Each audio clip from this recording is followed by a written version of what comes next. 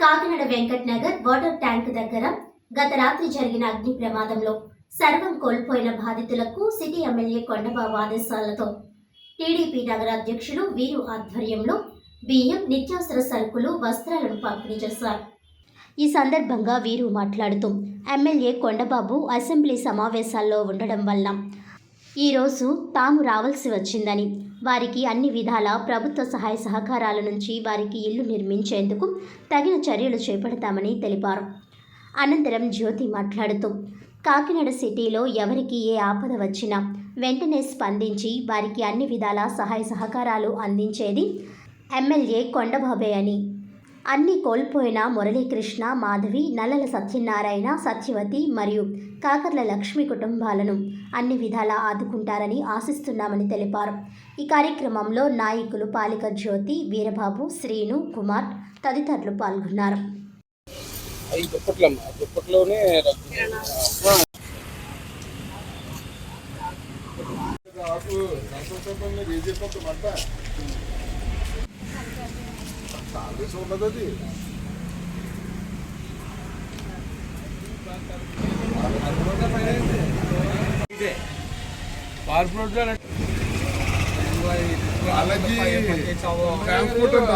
మాట్లాడారమ్మా, అసెంబ్లీలో ఉన్నారు.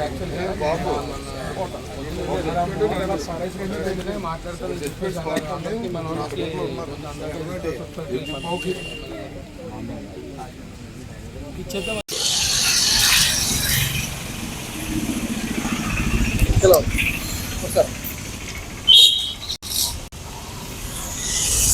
అమ్మా, నూరమ్మా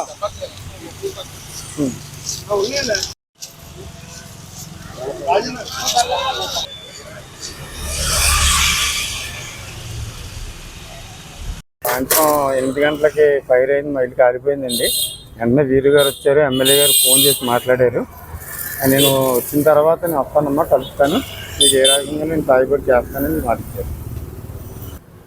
ఎమ్మెల్యే గారికి ధన్యవాదాలు చెప్పుకుంటూ మరి 4వ డివిజన్లో మరి నిన్న సాయంత్రం 7:30, 8:30 మధ్యలో మరి 3 ఇల్లులు, 3 పాకలు మరి ఇక్కడ కాలిపోవడం జరిగింది.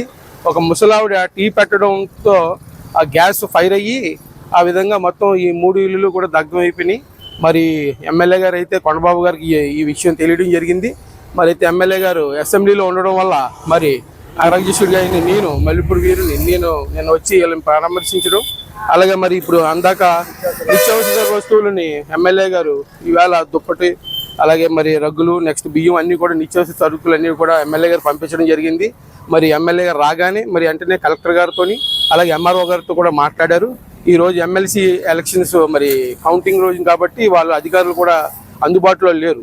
అందువల్ల ఏంటంటే ఎమ్మెల్యే గారు రాగానే మరి వీళ్ళకి ఆర్థిక పరమైన సహాయం చేసి, అలాగే గవర్నమెంట్ పరంగా ఏ విధమైన అవకాశం ఉంటే గవర్నమెంట్ తరఫున ఆర్థిక సహాయం చేసే విధంగా ఎమ్మెల్యే గారు కృషి చేస్తారు. మళ్ళీ ఎమ్మెల్యే గారి ద్వారా మరి ఇల్లు నిర్మించడం అలా చేయడం జరుగుతుందని చెప్పేసి తెలియజేసుకుంటూ